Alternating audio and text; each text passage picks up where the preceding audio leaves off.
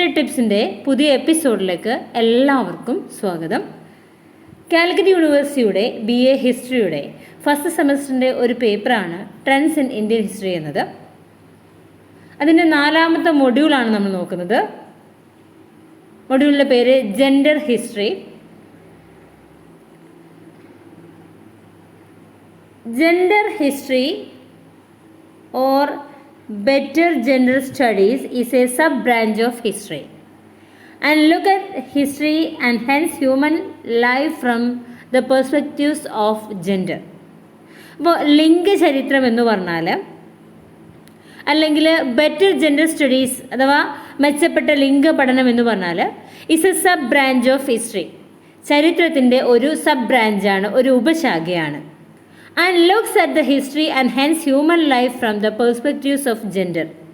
അതായത് ചരിത്രത്തെയും മനുഷ്യ ജീവിതത്തെയും ലിംഗത്തിൻ്റെ വീക്ഷണകോണിൽ പഠിക്കുന്ന ഒരു ശാസ്ത്രശാഖയാണ് gender history. Gender is a concept that can be used in many ways. അതായത് ലിംഗഭേദം എന്നത് പലതരത്തിൽ ഉപയോഗിക്കുന്ന ഒരു ആശയമാണ്, ഒരു കൺസെപ്റ്റാണ്. Gender a social and cultural construct can simply refer to studying the relationship between men and woman. അതായത് ലിംഗഭേദം എന്നത് സാമൂഹികവും സാംസ്കാരികവുമായിട്ടുള്ള നിർമ്മിതി,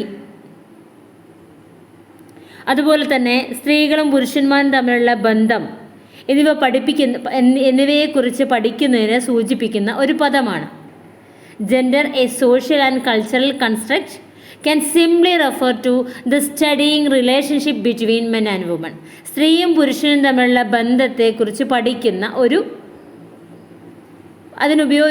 പഠിക്കാൻ ഉപയോഗിക്കുന്ന ഒരു പദം.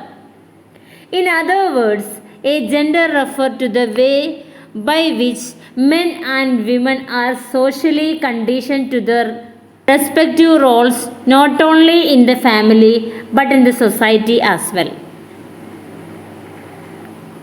അതായത് ലിംഗഭേദം എന്ന് പറഞ്ഞാൽ അത് കുടുംബത്തിൽ മാത്രമല്ല സമൂഹത്തിലും അവരുടേതായ റോളുകളിലേക്ക് സ്ത്രീകളും പുരുഷന്മാരും സാമൂഹികമായി വ്യവസ്ഥ ചെയ്യുന്ന ഒരു രീതിയാണ്. അത് ഒരു കുടുംബത്തിൽ മാത്രമല്ല സമൂഹത്തിലും അവരുടേതായ എല്ലാ റോളുകളിലും സ്ത്രീകളും പുരുഷന്മാരുമായിട്ട് തന്നെയാണ് അത്തരത്തിൽ സാമൂഹികമായി വ്യവസ്ഥ ചെയ്യുന്ന ഒരു രീതിയാണ് ജെൻഡർ എന്നുള്ളത്. To John Scott, the American historian on France, gender was a key category of historical analysis that is vital to study how femininity and masculinity were culturally constructed in relation to each other in different societies. American ചരിത്രകാരനായിട്ടുള്ള Joan Scott ലിംഗഭേദം എന്നുള്ളത് ചരിത്രപരമായ വിശകലനത്തിൻ്റെ ഒരു പ്രധാന വിഭാഗമാണെന്ന് പറയുന്നുണ്ട്.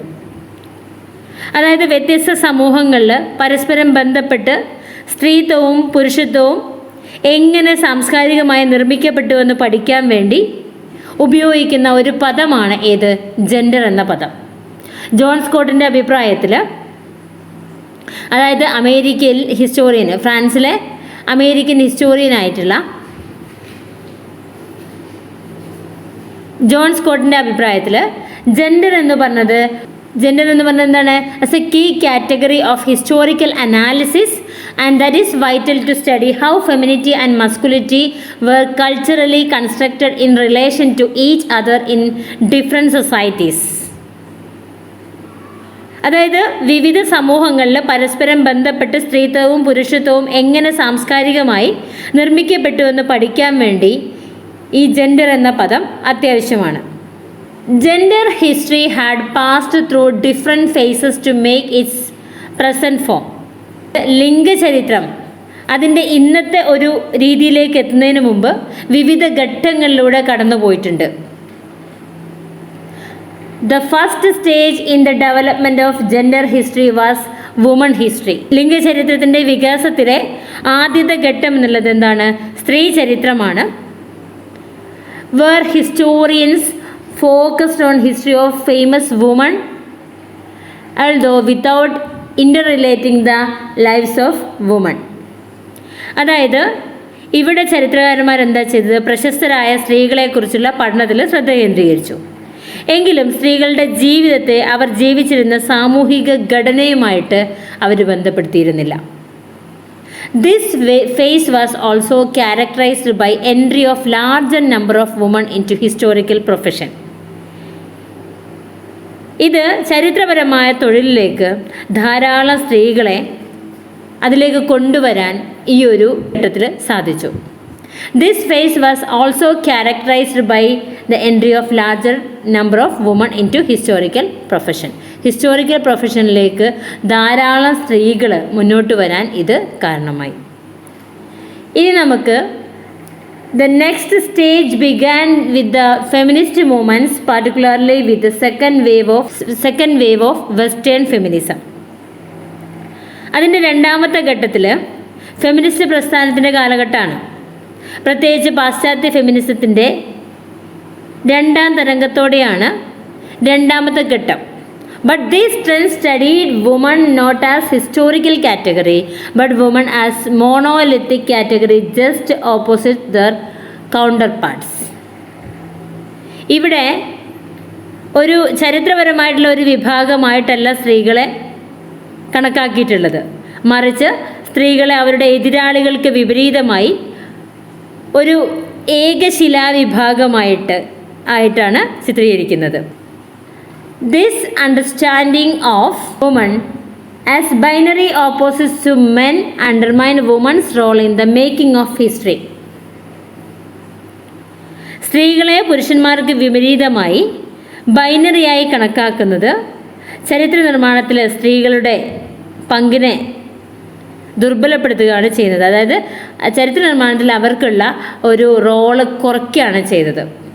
അതുകൊണ്ട് തന്നെ thus it was left to gender historians to make an in-depth study of the society in which women lived so as to bring forth their marginalized nature and non-documentation in the mainstream history. അങ്ങനെ മുഖ്യധാര ചരിത്രത്തിൽ അവരുടെ മാറ്റിവെക്കപ്പെട്ട പാർശ്വവൽക്കരിക്കപ്പെട്ട സ്വഭാവവും non ഡോക്യുമെൻറ്റേഷനും കൊണ്ടുവരാൻ വേണ്ടി സ്ത്രീകൾ ജീവിക്കുന്ന സമൂഹത്തെക്കുറിച്ച് ആഴത്തിലുള്ള പഠനം നടത്താൻ ചരിത്രകാരന്മാർക്ക് വിട്ടുകൊടുത്തു. It stated without any doubt that the understanding of human life, for that matter the understanding of history, cannot gain perfection without paying attention to the lives of women and men as such.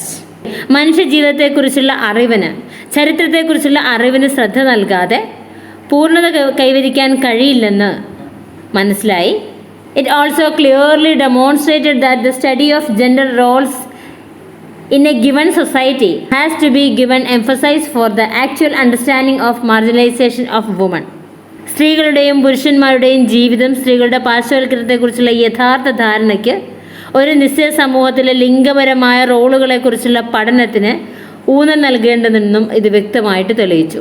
Gender history focuses on the study of systematic differentiation of womanhood and manhood.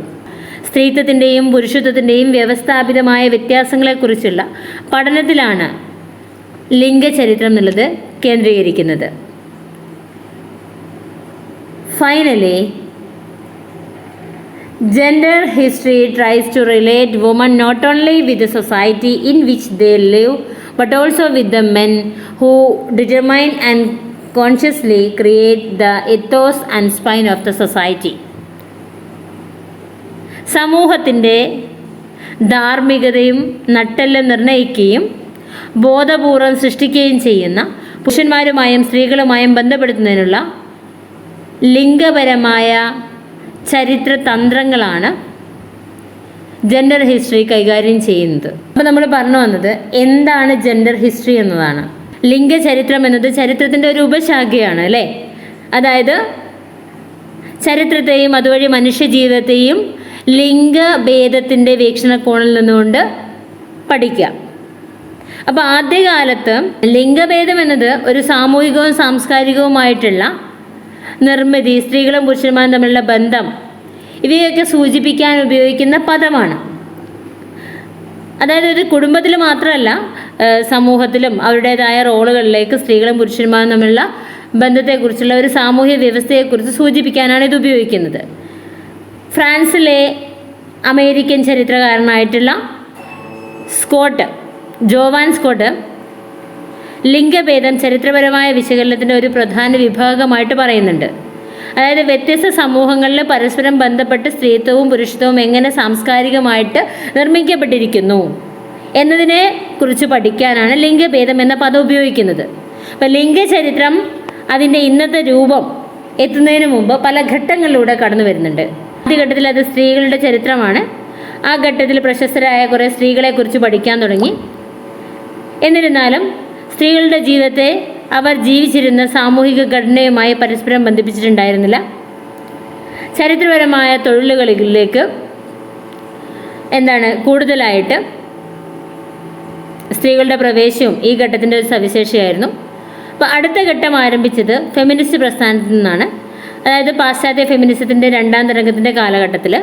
അപ്പോൾ സ്ത്രീകളെ ചരിത്രപരമായ ഒരു വിഭാഗമായിട്ടല്ല അവിടെ കാണുന്നത്, മറിച്ച് സ്ത്രീകളെ അവരുടെ എതിരാളികളായി, അതായത് ഒരു ഏകശില്പമായിട്ട് പുരുഷൻ്റെ എതിരാളിയായിക്കൊണ്ട് ചിത്രീകരിക്കുന്ന രീതിയിലാണ് അവിടെ ഉള്ളത്. അപ്പോൾ സ്ത്രീകളെ പുരുഷന്മാർക്ക് വിപരീതമായി ബൈനറിയായി കണക്കാക്കുന്നത് ചരിത്ര നിർമ്മാണത്തിൽ സ്ത്രീകൾക്കുണ്ടായിരുന്ന റോള് ദുർബലപ്പെടുത്താൻ കാരണമായി. അങ്ങനെ ഒരു പാർശ്വവൽക്കരിക്കപ്പെട്ട വിഭാഗമായിട്ട് മാറി നിന്നു സ്ത്രീകൾ ജീവിക്കുന്ന സമൂഹത്തെക്കുറിച്ച് ആഴത്തിലുള്ള പഠനം നടത്താൻ ലിംഗചരിത്രകാരന്മാർക്ക് വിട്ടുകൊടുക്കുകയാണ് ചെയ്തത്. അപ്പോൾ മനുഷ്യ ജീവിതത്തെക്കുറിച്ചുള്ള പഠനത്തിന്, ചരിത്രത്തെക്കുറിച്ചുള്ള പഠനത്തിന് ശ്രദ്ധ നൽകാതെ പൂർണ്ണത കൈവരിക്കാൻ കഴിയില്ലെന്ന് മനസ്സിലാക്കി. അങ്ങനെ സ്ത്രീകളുടെയും പുരുഷന്മാരുടെയും ജീവിതം ജെൻഡർ സ്റ്റഡീസ് എന്ന രീതിയിൽ, അതായത് അവയെക്കുറിച്ച് ആഴത്തിൽ പഠിക്കാൻ ചരിത്രകാരന്മാർ തയ്യാറായി. ഇപ്പോൾ സ്ത്രീത്വത്തിൻ്റെയും പുരുഷത്വത്തിൻ്റെയും വ്യവസ്ഥാപിത വ്യത്യാസങ്ങളെക്കുറിച്ചുള്ള പഠനമാണിത് ലിംഗചരിത്രം. അതായത് സ്ത്രീകളെ അവർ ജീവിക്കുന്ന സമൂഹവുമായി മാത്രമല്ല, സമൂഹത്തിൻ്റെ ധാർമ്മികതയും അതുപോലെ നട്ടെല്ലാം നിർണ്ണയിക്കുകയും ബോധപൂർവം സൃഷ്ടിക്കുകയും ചെയ്യുന്ന പുരുഷന്മാരുമായും സ്ത്രീകളെ ബന്ധപ്പെടുത്തുന്നതിനുള്ള പഠനമാണിത് ജെൻഡർ സ്റ്റഡീസ് എന്ന് പറഞ്ഞാൽ. ഇനി വരുന്നത് ഗെർഡ ലേണറിനെ കുറിച്ചാണ്. Gerda Lerner was an American historian, novelist, scriptwriter, and public activist with specialist emphasis on women movements. American ചരിത്രകാരിയും നോവലിസ്റ്റും തിരക്കഥാകൃത്തും പൊതുപ്രവർത്തകയും ഒക്കെ ആയിരുന്ന ഒരു വനിതയായിരുന്നു Gerda Lerner. She was a professor emeritus of history at the University of Wisconsin and acted as visiting professor at Duke University. Wisconsin സർവകലാശാലയിൽ ചരിത്ര പ്രൊഫസർ ആയിരുന്നു അവർ. അതുപോലെ ഡ്യൂക്ക് യൂണിവേഴ്സിറ്റിയിൽ വിസിറ്റിംഗ് പ്രൊഫസറായിട്ടും പ്രവർത്തിച്ചിട്ടുണ്ട്. Learner was one of the founding members of National Organization for Women and worked as the president of Organization of American Historian. National organisation for women എന്ന സംഘടനയുടെ സ്ഥാപക അംഗങ്ങളായി പ്രവർത്തിച്ചു. ഇന്ത്യൻ ചരിത്രകാരന്മാരുടെ സംഘടനയുടെ പ്രസിഡൻ്റായിട്ട് സേവനമനുഷ്ഠിച്ചു. Lerner's major work Black Women in White America is acclaimed as one of the best sellers and most read books in history. അവരുടെ പ്രധാന പുസ്തകമായിട്ടുള്ള Black Women in White America എന്നത് ചരിത്രത്തിലെ ഏറ്റവും കൂടുതൽ വായിക്കപ്പെട്ട പുസ്തകമായിരുന്നു. In 1972 this book deals with the 350 years of the slavery of black woman and its lasting impacts on history of US. കറുത്ത വർഗ്ഗക്കാരായ സ്ത്രീകളുടെ 350 വർഷത്തെ അടിമത്തത്തെക്കുറിച്ചാണ് അവരതിൽ പ്രതിപാദിക്കുന്നത്. Be considered as A documentary of history of varied levels of the lives of black women in US. യുഎസിലെ കറുത്ത വർഗ്ഗക്കാരായ സ്ത്രീകളുടെ ജീവിതത്തിലെ വിവിധ തലങ്ങളുടെ ചരിത്രത്തിൻ്റെ ഡോക്യുമെൻ്ററി ആയിരുന്നു ഈ ഒരു പുസ്തകം. Her other prominent books are The Female Experience, Why History Matters and Women and History. അവരുടെ പ്രധാന പുസ്തകമാണ് ദ ഫീമെയിൽ എക്സ്പീരിയൻസ്, സ്ത്രീ അനുഭവം എന്ന് പറഞ്ഞൊരു പുസ്തകം. വൈ ഹിസ്റ്ററി മാറ്റേഴ്സ്, എന്തുകൊണ്ട് ചരിത്രം പ്രധാനമാണ് എന്നുള്ളത്. അതുപോലെ തന്നെ വുമൺ ആൻഡ് ഹിസ്റ്ററി, സ്ത്രീകളും ചരിത്രവും എന്ന പുസ്തകം. Lerner can also be considered as one of the pioneers in the study of the history of women. സ്ത്രീകളുടെ ചരിത്ര പഠനത്തിലെ മുൻനിരക്കാരിലെ ഒരു പ്രധാനപ്പെട്ട ആളായിരുന്നു Lerner. She started the first women's history course in the world at the New school for the Social Research as early as 1963. 1963 തന്നെ new school for social റിസർച്ചിൽ ലോകത്തിലെ ആദ്യത്തെ വനിതാ ചരിത്ര കോഴ്സ് അവരെ ആരംഭിച്ചു 1963. Her many articles and books, she made gender history a specific field of study. അവരുടെ നിരവധി ലേഖനങ്ങളും പുസ്തകങ്ങളും അവരൊരു പ്രത്യേക പഠന മേഖലയായി ലിംഗചരിത്രം എഴുതാൻ തയ്യാറായി. Moreover, she is also one of the first to apply feminist approach in the study of history. ചരിത്ര പഠനത്തിൽ ആദ്യമായി ഒരു ഫെമിനിസ്റ്റ് സമീപനം കൊണ്ടുവന്നതും അവർ തന്നെയായിരുന്നു. As a true representative of gender studies, Lerner made an in-depth study of the educational deprivations of women, their isolation from many of the customs and traditions of the respective societies, the compositions of the women and expressive outlets, etc.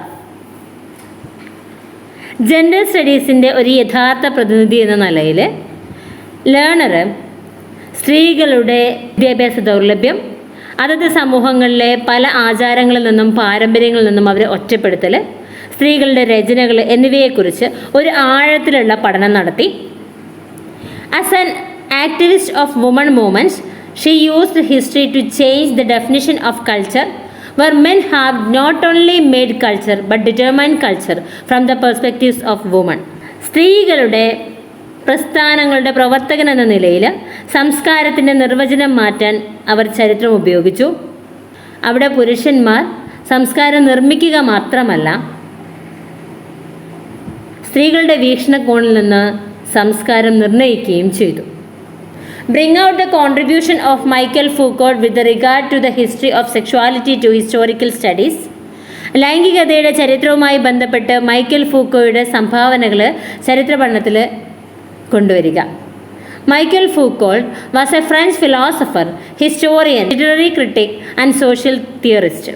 Michael Foucault എന്ന് പറഞ്ഞാൽ ഒരു French തത്വചിന്തകനും ചരിത്രകാരനും സാഹിത്യ നിരൂപകനും സാമൂഹിക സൈദ്ധാന്തികനുമായിരുന്നു. He made radical changes in the study of history by his innovative ideas on power, its working and the relation between power and knowledge.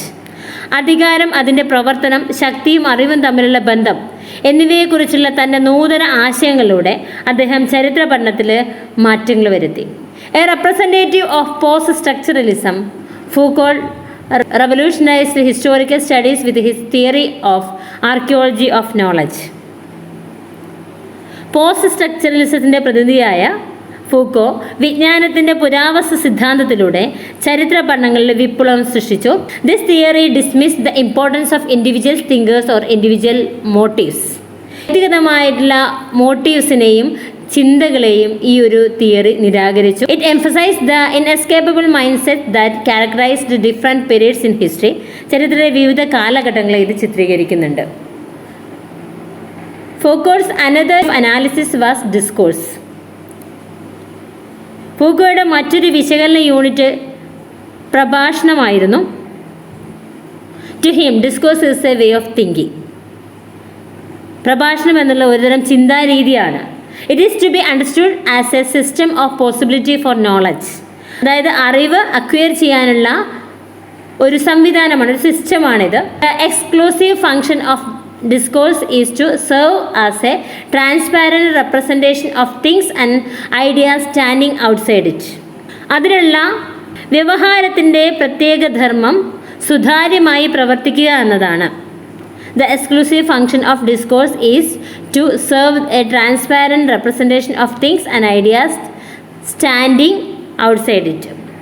അതായത് സുതാര്യമായിട്ട് എല്ലാ കാര്യങ്ങളും ആശയവിനിമയം നടത്താനുള്ള ഒരു മാർഗമാണ് പ്രഭാഷണം. പ്രഭാഷണത്തിൻ്റെ ഫങ്ഷൻ എന്ന് പറഞ്ഞാൽ സുതാര്യമായി ആശയങ്ങളെ മറ്റുള്ളവരിലേക്ക് എത്തിക്കുക എന്നതാണ്. But his outstanding contribution to historiography is his study of sexuality. ചരിത്രപരമായ അദ്ദേഹത്തിൻ്റെ മികച്ച സംഭാവന ലൈംഗികതയെക്കുറിച്ചുള്ള പഠനമാണ്. In his work, History of Sexuality, published in 3 volumes in 1976, he made an exclusive study of sexuality in Western world. 1976 3 വാല്യങ്ങളിലായി പ്രസിദ്ധീകരിച്ച history of sexuality എന്ന കൃതിയിൽ അദ്ദേഹം സെക്ഷുവാലിറ്റിയെക്കുറിച്ച് സമഗ്രമായൊരു പഠനം നടത്തി. He rejected the much accepted idea that Western society expressed sexuality from 17th to mid 20th centuries. 17ാം നൂറ്റാണ്ട് മുതൽ 20ാം നൂറ്റാണ്ടിൻ്റെ മധ്യകാലം വരെ പാശ്ചാത്യ സമൂഹം ലൈംഗികതയെ അടിച്ചമർത്തിയെന്ന സ്വീകാര്യമായ ആശയത്തെ അദ്ദേഹം നിരാകരിച്ചു. ഫൂക്കോൾ instead argued that there was much interest and proliferation of the discourse on sex. പകരം ലൈംഗികതയെക്കുറിച്ചുള്ള വ്യവഹാരത്തിന് വളരെയധികം താല്പര്യവും വ്യാപനവുമുണ്ടെന്ന് അദ്ദേഹം വാദിക്കുകയാണ് ചെയ്തത്. This proliferation to him was due to the development of dominant bourgeois class in Europe. യൂറോപ്പിലെ പ്രബലമായിട്ടുള്ള ബൂർഷ്വാ വർഗത്തിൻ്റെ വികാസമാണ് അദ്ദേഹത്തിന് ഈ ഒരു വ്യാപനത്തിന് കാരണം, അദ്ദേഹത്തിൻ്റെ ഈ ഒരു സിദ്ധാന്തത്തിൻ്റെ വ്യാപനത്തിന് കാരണം. This new class of people encouraged study on sexuality. ഇങ്ങനെയുള്ള ഈ ഒരു പുതിയ വിഭാഗം ജനങ്ങളെ ലൈംഗികതയെക്കുറിച്ചുള്ള പഠനത്തെ പ്രോത്സാഹിപ്പിച്ചു. Sex became a topic of debate in different areas of society. സമൂഹത്തിലെ വിവിധ മേഖലകളിൽ ലൈംഗികത ഒരു ചർച്ചാ വിഷയമായി. He argued that society's approach to sexuality finally determined population growth. ലൈംഗികതയോടുള്ള സമൂഹത്തിൻ്റെ സമീപനം ആത്യന്തികമായി ജനസംഖ്യാ വളർച്ചയെ സ്വാധീനിക്കുന്നുവെന്ന് അദ്ദേഹം വാദിച്ചു. This concept of Foucault is centered around the notion that identities of people are increasingly tied to their sexuality. അദ്ദേഹത്തിൻ്റെ ആശയം ആളുകളുടെ സ്വത്വങ്ങൾ അവരുടെ ലൈംഗികതയുമായി കൂടുതലുമായി ബന്ധപ്പെട്ടിരിക്കുന്നുവെന്ന ഒരു ധാരണയെ കേന്ദ്രീകരിച്ചാണ് ആശയങ്ങൾ ഉണ്ടായിരുന്നത്. അതായത് ഓരോ വ്യക്തിയുടെയും സ്വത്വം അയാളുടെ ലൈംഗികതയുമായി ബന്ധപ്പെട്ടതാണ് എന്നുള്ളതാണ്. The book history of sexuality is one of the finest historic analytical enterprises. History of sexuality എന്ന പുസ്തകം ഏറ്റവും മികച്ച ചരിത്രപരമായ വിശകലന സംരംഭങ്ങളിലൊന്നാണ്. This work divided into 3 volumes. The first volume is titled as The to Knowledge, the second as Use of Pleasure, the third is captioned as The Cave of Self. As a social theorist, Foucault had authored many influential and provocative works. അദ്ദേഹം കുറേ വർക്ക്സുകൾ കൊണ്ടുവരുന്നുണ്ട്. അതായത് ഒരു സാമൂഹിക സൈദ്ധാന്തികൻ എന്ന നിലയിൽ അദ്ദേഹം influential ആയിട്ടുള്ള സ്വാധീനിക്കത്തക്ക രീതിയിലുള്ള അല്ലെങ്കിൽ പ്രകോപനപരമായിട്ടുള്ള കുറേ വർക്കുകൾ കൊണ്ടുവരുന്നുണ്ട്. They are madness and civilisation, 1961 പ്രസിദ്ധീകരിച്ച മാഡ്നസ് ആൻഡ് സിവിലൈസേഷൻ. 1963 പ്രസിദ്ധീകരിച്ച മറ്റൊന്നാണ് the birth of clinic. 1966 the order of things. 1969 archaeology of knowledge. 1975 discipline and punishment. 1975 discipline and punishment. ഇനി നമുക്ക് പറയാനുള്ളത് ഫുഡ് ഹിസ്റ്ററിയാണ്. Felipe Fernandez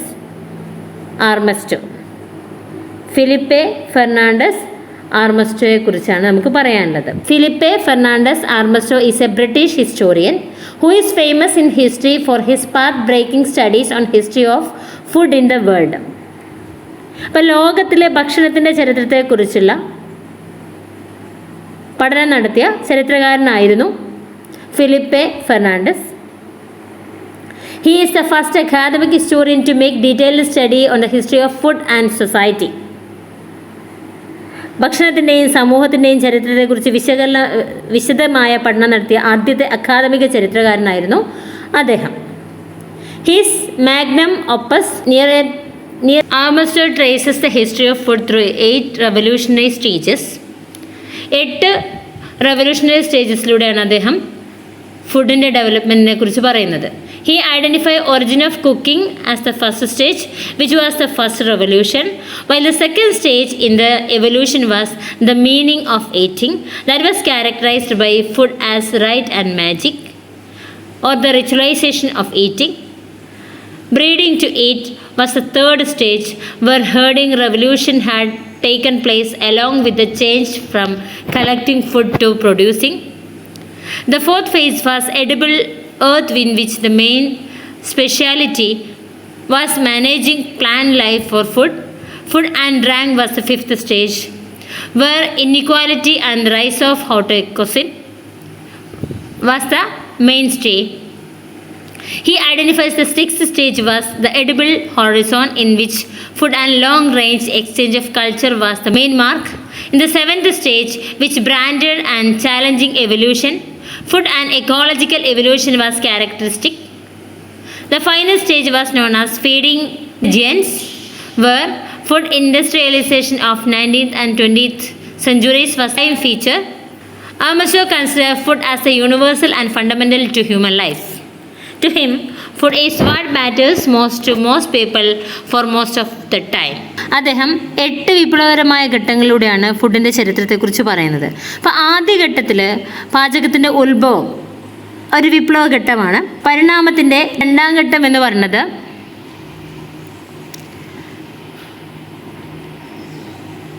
meaning of eating ആണ്. ഭക്ഷണം കഴിക്കുന്നതിൻ്റെ ഒരു മീനിങ് എന്തിനാണെന്നുള്ളതാണ്. അത് ഭക്ഷണം ആചാരവും മാന്ത്രികവുമാണ് എന്ന ഒരു സവിശേഷതയായിരുന്നു ഉണ്ടായിരുന്നത്. ഇനി ഭക്ഷണത്തിൻ്റെ ആചാരം, ഭക്ഷണം ശേഖരിക്കുന്നതിൽ നിന്ന് അത് ഉൽപ്പാദിപ്പിക്കുന്നതിലേക്കുള്ള ഒരു മാറ്റം, ആ മാറ്റത്തിനൊപ്പം പശു വളർത്തൽ എന്ന ഒരു വിപ്ലവം, ഇതൊക്കെ മൂന്നാം ഘട്ടത്തിലാണ്. പിന്നെ ഭക്ഷണം കഴിക്കാനുള്ള ബ്രീഡിങ്, ഇതൊക്കെ അതിൽ പെടുന്നുണ്ട്. പിന്നെ നാലാം ഘട്ടത്തിൽ ദ എഡിബിൾ എർത്ത് ആയിരുന്നു. അതിലെ പ്രധാന പ്രത്യേകത ഭക്ഷണത്തിനായിട്ടുള്ള സസ്യജീവിതം നിയന്ത്രിക്കുക എന്നുള്ളതാണ്. അത് സസ്യങ്ങളെ സംരക്ഷിക്കുക എന്നുള്ളതാണ്. ഭക്ഷണവും റാങ്കും അഞ്ചാം ഘട്ടമാണ്. അവിടെ അസമത്വവും അതുപോലെ തന്നെ ഹോട്ട് പാചക രീതിയുടെ ഒരു ഉയർച്ചയും ഉണ്ടാവുന്നുണ്ട്. ആറാമത്തെ ഘട്ടത്തെ ദ എഡിബിൾ ഹൊറൈസൺ എന്ന് അദ്ദേഹം വിശേഷിപ്പിക്കുന്നുണ്ട്. Food and long range exchange of culture was main mark. അതായത് അതിൻ്റെ പ്രധാനപ്പെട്ട അടയാളം എന്ന് പറഞ്ഞാൽ food and long range of culture, food and long range exchange of culture, ഭക്ഷണത്തിൻ്റെയും സംസ്കാരത്തിൻ്റെയും വലിയ തരത്തിലുള്ള ഒരു എക്സ്ചേഞ്ച് നടക്കുന്ന ഒരു കാലഘട്ടം. അടുത്ത് വരുന്നത് ഏഴാം ഘട്ടത്തിൽ വെല്ലുവിളികൾ നിറഞ്ഞ ഒരു പരിണാമത്തിൻ്റെ ഘട്ടമാണ്. ഫുഡ് ആൻഡ്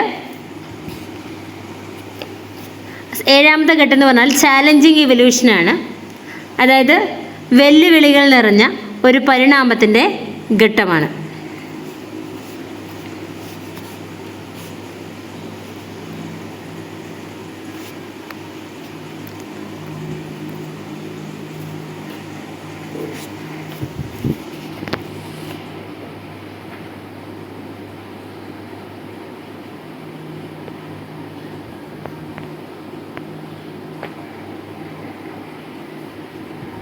ഓക്കെ, വെല്ലുവിളികൾ നിറഞ്ഞ ഒരു പരിണാമത്തിൻ്റെ ഘട്ടമാണ്.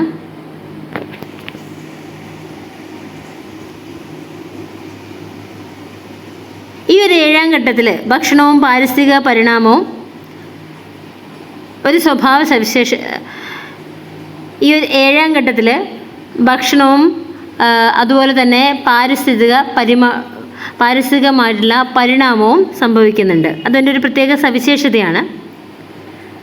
ഇനി അവസാനത്തെ ഘട്ടം എന്ന് പറഞ്ഞാൽ ഫീഡിങ് ദ ഗെയിൻസ്, അതായത് ഭീമന്മാരെ പോറ്റൽ എന്നറിയപ്പെടുന്നു. അതായത് 19-20 നൂറ്റാണ്ടുകളിലെ ഭക്ഷ്യവ്യവസായവൽക്കരണത്തെയാണ് ഇവിടെ സൂചിപ്പിക്കുന്നത്. Maslow considers food as the universal and fundamental to human life. മനുഷ്യന് മൊത്തത്തിൽ എല്ലാ മനുഷ്യവർഗത്തിനും ആവശ്യമുള്ള ഫണ്ടമെൻ്റൽ ആയിട്ടുള്ള ഒരു ഘടകമാണെന്ത്? ഭക്ഷണം എന്ന് പറഞ്ഞാൽ. To him food is what matters most to most people for most of the time. മിക്ക ആളുകളുടെയും ഏറ്റവും പ്രധാനപ്പെട്ട കാര്യം എന്ത് തന്നെയാണ്? ഭക്ഷണം തന്നെയാണ്. As already stated, he makes an in depth study and vivid portraits how food had changed the attitude of human being through centuries. അദ്ദേഹം ആഴത്തിലുള്ള പഠനം നടത്തുകയും നൂറ്റാണ്ടുകളായി ഭക്ഷണം മനുഷ്യൻ്റെ മനോഭാവത്തെ എങ്ങനെ മാറ്റിമറിച്ചു എന്ന് അദ്ദേഹം ചിത്രീകരിക്കുകയും ചെയ്തിട്ടുണ്ട്. To him, food is what matters most to most people for the most of the time.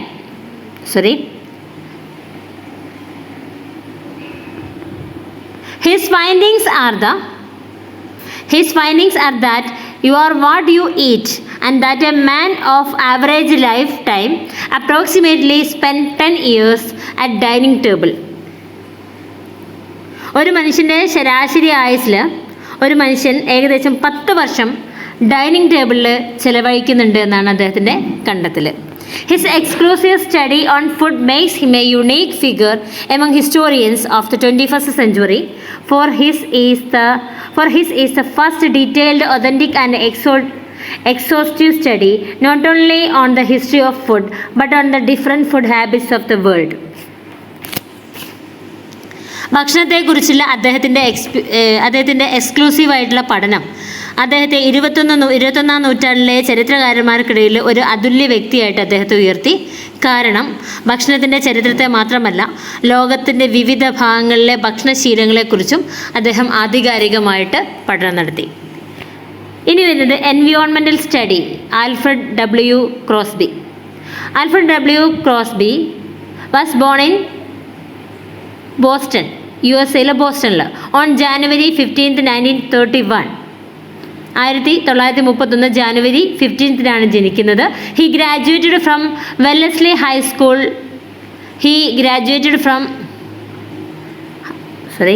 His school life, Wellesley High School. He graduated from Harvard in 1952 with a degree in history and then served in Panama Canal Zone as a surgeon in the army, which gave him first ever experience of the Latin American culture. He obtained a doctorate in history from Boston University.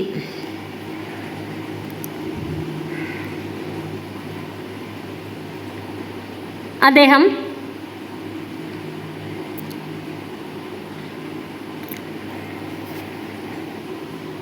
Latin American സംസ്കാരത്തിൻ്റെ അദ്ദേഹം 1952 ഹാർവാർഡിൽ നിന്ന് ചരിത്രത്തിലെ ബിരുദം നേടി.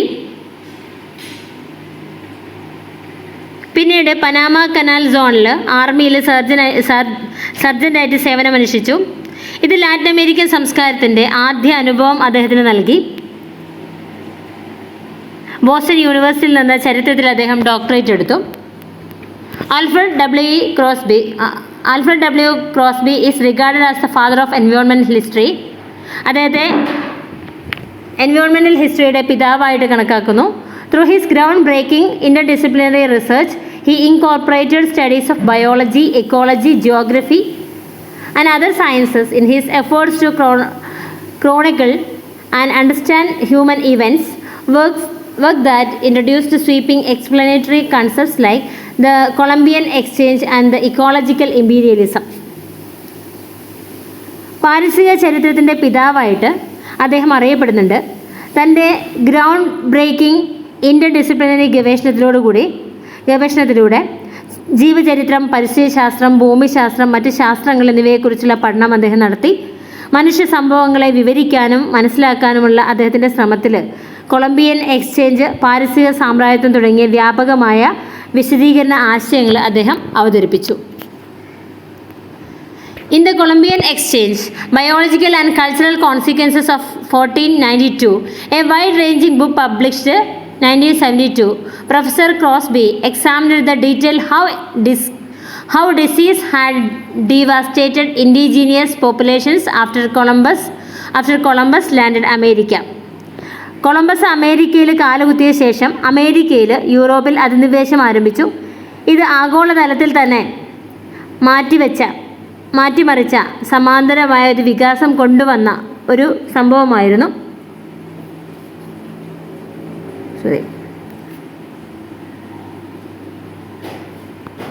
The Colombian exchange എന്ന അദ്ദേഹത്തിൻ്റെ പുസ്തകം Columbus അമേരിക്കയിൽ ഇറങ്ങിയതിന് ശേഷം തദ്ദേശവാസികളെ എങ്ങനെ തകർത്തു എന്ന് അദ്ദേഹം വിശദീകരിക്കുന്നുണ്ട്. രോഗം ആ തദ്ദേശവാസികളെ എങ്ങനെ തകർത്തു എന്ന് അദ്ദേഹം പരിശോധിച്ചു. After Columbus landed in America, the European invasion of Americas has begun. Columbus അമേരിക്കയിലേക്ക് വന്നതോടുകൂടി യൂറോപ്യന്മാരുടെ അമേരിക്കയിലേക്കുള്ള അധിനിവേശം കൂടി. This brought about parallel development that transformed global ecology forever. The transoceanic movement of plants and animals, in which Europeans shipped staple crops like wheat, oats and fruits, stock along with horses, goats and pigs to Americas, where they were not known and transported back to Europe. New World cultivars like maize, potatoes and beans. ഇത് ആഗോളതലത്തിൽ തന്നെ ധാരാളം മാറ്റങ്ങൾ ഉണ്ടാക്കിയിട്ടുണ്ട്. Ecology എന്നേക്കും സസ്യങ്ങളുടെയും മൃഗങ്ങളുടെയും സമുദ്രാന്തര ചലനം ഇത് ആഗോളതലത്തിൽ മാറ്റങ്ങളുണ്ടാക്കി. ഇക്കോളജിയുടെ കാര്യത്തിലും സസ്യങ്ങളുടെയും മൃഗങ്ങളുടെയും സമുദ്രാന്തര ചലനം, അതായത് സമുദ്രം കടന്നുകൊണ്ട് മറ്റ് പ്രദേശങ്ങളിലേക്ക് സസ്യങ്ങളെയും മൃഗങ്ങളെയും കടത്തിക്കൊണ്ട് പോവുക, അതായത് വിവിധ രാജ്യങ്ങളിലേക്ക് മാറാൻ തുടങ്ങി.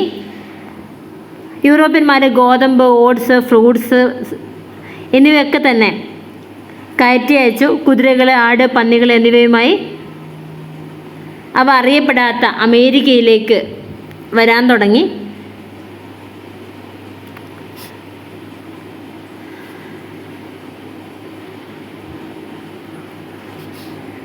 ഇങ്ങനെ ജന്തുജാലങ്ങളുടെയും സമുദ്രാന്തര ചലനം അത് യൂറോപ്പിലേക്ക് തിരികെ കൊണ്ടുവരികയും ചെയ്തു. ചോളം, ഉരുളക്കിഴങ്ങ്, ബീൻസ് ഇവയൊക്കെ അറ്റ്ലാന്റിക് എക്സ്ചേഞ്ചും അതായത് വിവിധ ലോകങ്ങളുമായിട്ട്, അതായത് യൂറോപ്പും അമേരിക്കയുമായിട്ട് മുമ്പില്ലാത്ത വിധം ഒരുമിച്ച് വ്യാപാരം നടത്തി.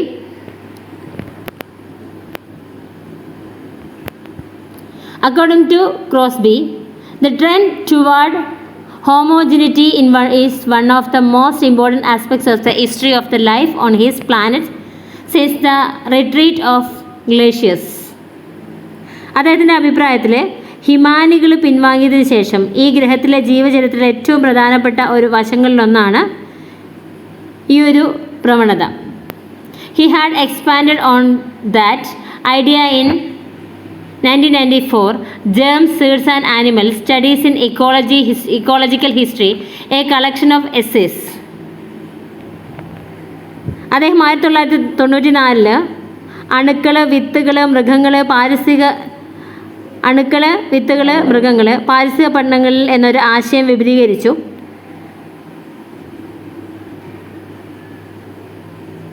He wrote a venture into epidemiology had led him to a more general subject, ecological history, the history of all organisms pertinent to human history and their environment.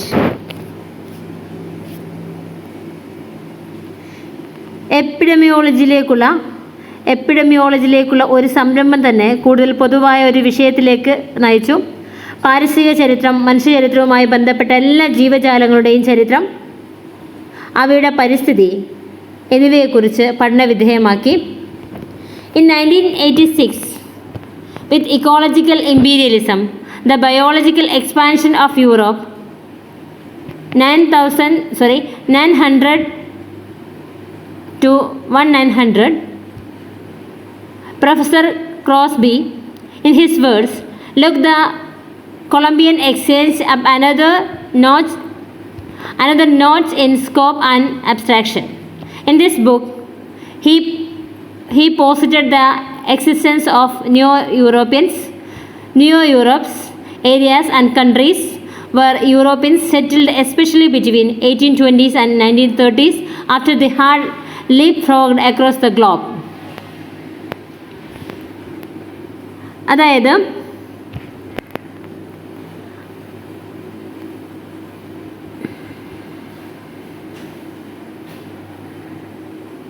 പാരിസ്ഥിതിക ചരിത്രം മനുഷ്യചരിത്രവുമായി ബന്ധപ്പെട്ട എല്ലാ ജീവജാലങ്ങളുടെയും 1986 ecological imperialism, the biological expansion of Europe 1900 to 1900.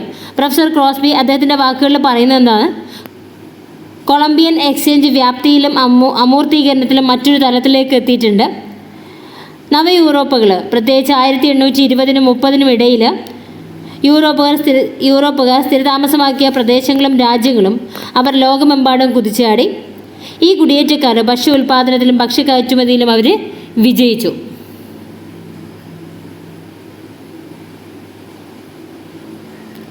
These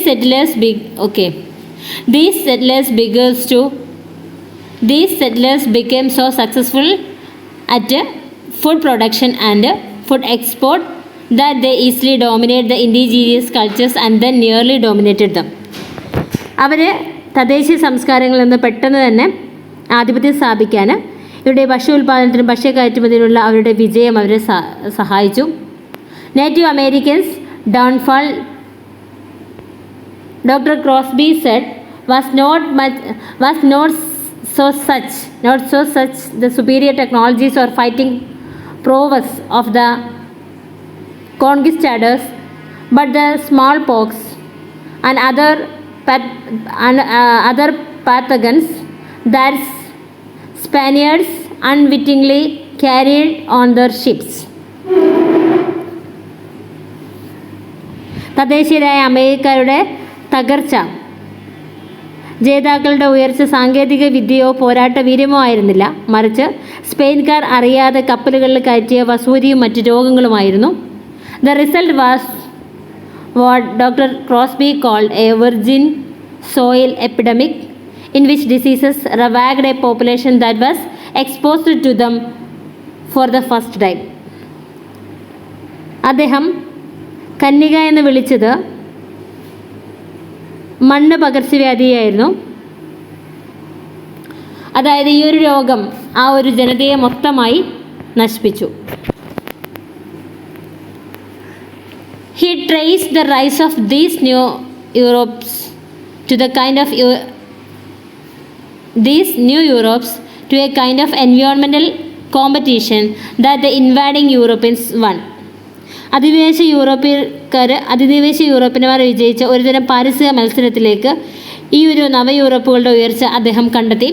Flora and fauna native to the Americas were so different from the plants and animals that Europe's brought with them and so acclimated to specific growing conditions that they couldn't compete biologically. അമേരിക്കയിൽ നിന്നുള്ള സസ്യജന്തുജാലങ്ങൾ യൂറോപ്യന്മാർ അവരോടൊപ്പം കൊണ്ടുവന്ന സസ്യങ്ങളിൽ നിന്നും മൃഗങ്ങളിൽ നിന്നും വളരെ വ്യത്യസ്തമായിരുന്നു. What Professor Crosby called the companions of the conquistadors conquered as well. എന്നാൽ അവയ്ക്ക് ജൈവശാസ്ത്രപരമായി മത്സരിക്കാൻ കഴിയില്ല.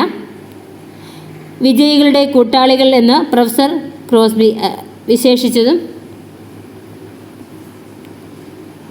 വിജയികളുടെ കൂട്ടാളികൾ എന്ന് അദ്ദേഹം അതിനെ വിശേഷിപ്പിച്ചു. Crosby pointed out that how plants and animals, especially disease microbes, had radically changed human lives before the modern era. ആധുനിക യുഗത്തിന് മുമ്പ് സസ്യങ്ങളും മൃഗങ്ങളും പ്രത്യേകിച്ച് രോഗാണുക്കളായ സൂക്ഷ്മജീവികളും മനുഷ്യജീവിതത്തെ സമൂലമായി മാറ്റിയത് എങ്ങനെയായിരുന്നു എന്ന് അദ്ദേഹം ചൂണ്ടിക്കാണിക്കുന്നുണ്ട്. ഇനി വരുന്നത് oral tradition and oral history. Jan Vansina and Allan Nevins. Oral history is fundamentally different from the oral tradition. Oral ട്രഡീഷനിൽ നിന്നും തികച്ചും വ്യത്യസ്തമാണ്. Oral tradition is the way of transmitting general cultural issues from generation to another generation. അതായത് ഒരു ജനറേഷനിൽ നിന്ന് മറ്റൊരു ജനറേഷനിലേക്ക് സാംസ്കാരികമായിട്ടുള്ള പ്രശ്നങ്ങൾ അല്ലെങ്കിൽ സാംസ്കാരികമായ പാരമ്പര്യങ്ങളെ മാറ്റപ്പെടുന്നതാണിത്. The focal point is the active interviewing method is considered as the important technique for the oral history. സജീവമായ അഭിമുഖം രീതിയായിട്ട് കണക്കാക്കപ്പെടുന്നുണ്ട്.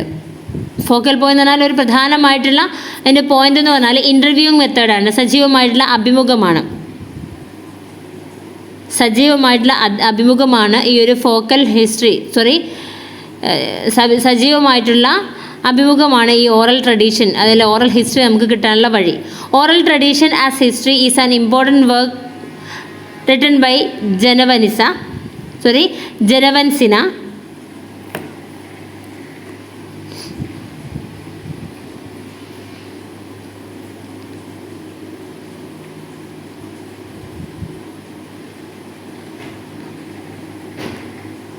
ജാൻ വൻസിന എന്ന എഴുത്തുകാരനാണ് വാക്കാലുള്ള പാരമ്പര്യത്തെ ചരിത്രമായിട്ട് പഠനം നടത്തിയത്. It gives ample information about oral tradition. Oral ട്രഡീഷനെ കുറിച്ച് അദ്ദേഹം ഡീറ്റെയിൽഡ് ആയിട്ടുള്ള ഇൻഫർമേഷൻ നൽകുന്നു. Oral traditions have now become widely accepted as legitimate source of history. അതായത് ഏറ്റവും പ്രധാനപ്പെട്ട ഒരു സോഴ്സായിട്ട് ഇന്ന് പരക്കെ അംഗീകരിക്കുന്നുണ്ട്. Jan Vansina 1961 book oral tradition hailed internationally. Jan Vansina's 1961 book Oral Tradition hailed internationally as an important work in the field of ethnohistory.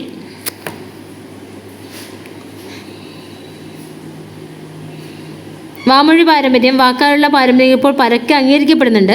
അപ്പോൾ ചരിത്രത്തിൻ്റെ നിയമപരമായ ഉറവിടം അദ്ദേഹത്തിൻ്റെ 1961 പുസ്തകം വാക്കാലുള്ള പാരമ്പര്യം പ്രശസ്തമാക്കപ്പെടുന്നുണ്ട്. Originally published in French, it was translated into English, Spanish, Italian, Arabic and Hungarian. ഇത് origin ചെയ്തത് ഫ്രഞ്ചിലാണ്. ഇത് ഇംഗ്ലീഷിലേക്കും സ്പാനിഷിലേക്കും ഇറ്റാലിയനിലേക്കും അറബിയിലേക്കും ഹംഗേറിയനിലേക്കും ഒക്കെ ട്രാൻസ്ലേറ്റ് ചെയ്യപ്പെട്ടിട്ടുണ്ട്.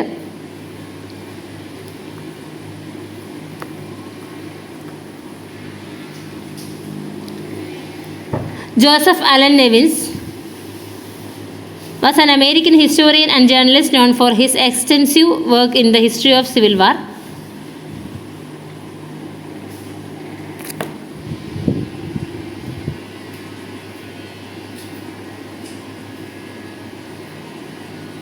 ആഭ്യന്തര യുദ്ധത്തിൻ്റെ ചരിത്രത്തെക്കുറിച്ചുള്ള വിപുലമായ പ്രവർത്തനത്തിന് പേരുകേട്ട ഒരു അമേരിക്കൻ ചരിത്രകാരനായിരുന്നു Joseph Allan Nevin. He was a pioneer of business history and oral history. Business ചരിത്രത്തിൻ്റെയും വാക്കാലുള്ള ചരിത്രത്തിൻ്റെയും തുടക്കക്കാരനായിരുന്നു അദ്ദേഹം. Another of his legacies to Columbia is the oral history research office started in 1948. 1948 ആരംഭിച്ച വാക്കാലുള്ള ചരിത്ര ഗവേഷണ ഓഫീസാണ് കൊളംബിയയിലുള്ള അദ്ദേഹത്തിൻ്റെ